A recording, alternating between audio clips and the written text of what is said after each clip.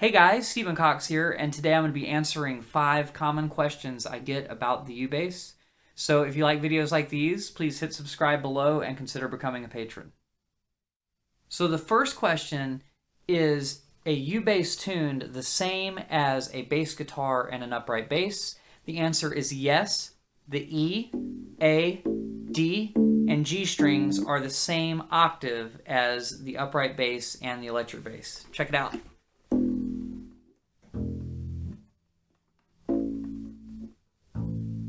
So they're in the same register and everything. So question number 2 is what strings are better for what styles, and is there an overall best string? So first, the polyurethane or rubber strings are the ones that sound the most like an upright bass.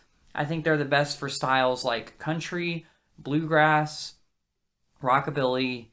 I'm trying to think of some other ones. Just anything that would use an upright bass, basically. And then we have the round wound strings are the second most common strings.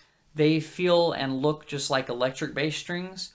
So if you are coming from the electric bass over to the U-Bass and want something that's more like a miniature acoustic electric bass guitar, those are good. You can slap on those strings the best, and they're going to feel the most like electric bass strings, although when you bend notes, they'll still roll underneath your fingers. So those are better if you have any slap bass going on. Those strings are a little bit brighter, so they'd be better for rock kind of stuff and things of that nature. And then these, on this particular U-Bass, they're very shiny, they're very smooth. These are the flat wound strings.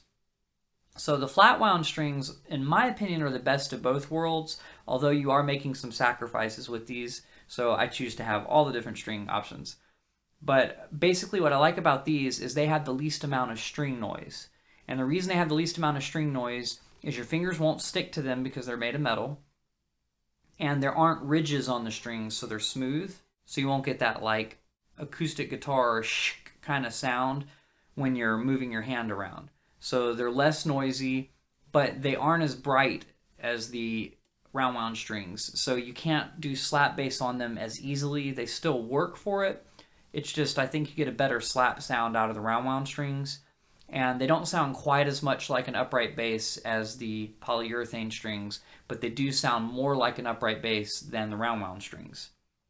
So they're kind of in the middle in that regard, and to me they're the best of both worlds because they have less string noise. So that's why you see me using this bass a lot with these strings. And then next we have the question, are U-Basses loud enough to hear unplugged? And the answer is yes, they're loud enough to hear unplugged. But the second part of this question is going to be, can you jam with other people with the U-Bass? And that's a little bit trickier if you're talking about unplugged specifically. So if you're playing with an ukulele player, you could probably get away with playing a U-Bass unplugged if you have the metal strings.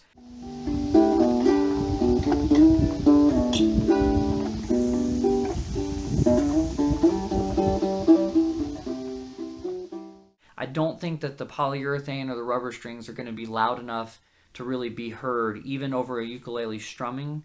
And if you can hear them, it'll be too quiet in comparison. So if you get the round wound or the flat wound strings, I think it'll be a little bit better, but the round wound strings are going to project the best. So if you're going to jam with either an acoustic guitar or an ukulele player, you're probably going to want to go with the round wound strings, even though they aren't quite the tone that you might want.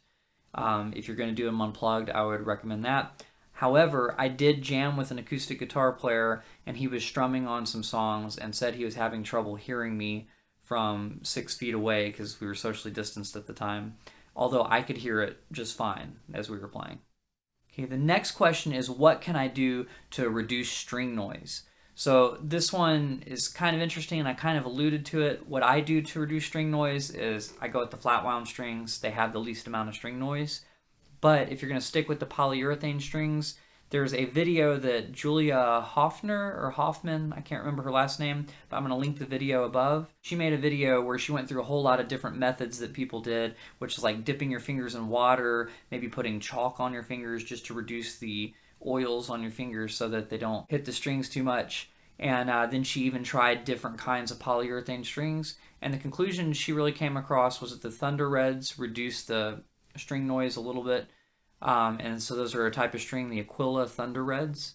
You can also do those other things to try to reduce the string noise a little bit, but that's probably the most effective thing, is just to make them a little less sticky and have a little bit less noise. For me, like I said, the flat wound strings were kind of the thing I had waited for a really long time, because your fingers won't stick to them, right? Because they're metal, so you don't get the string noise there. And then with the other side, when you're sliding around, you won't get the string noise that you would with the round wound strings either. So there's still a little bit of string noise, but it's nowhere near the level that you get from those other things. And then last but not least, a lot of people ask me, can you use normal bass guitar tablature for U-bass? And the answer is yes, because they're tuned the same. The frets are in the same place as well. So if the tab says 5th fret on the E string, then you'll play the 5th fret on the E string on your U-bass just like you would on the electric bass. But there's one kind of limitation to the U-bass, and that's that we don't have quite as many frets as most bass guitars. So if you're playing anything past the 16th fret, you could either subtract 12 frets from it to play it down the octave, or you could try doing false harmonics, which I'd still subtract 12 frets. So let's say it was the 19th fret. So we'd subtract 19 minus 12, you end up with 7, so that'd be the 7th fret down here. So you could play it down the octave like that instead of playing the 19th fret on the G string.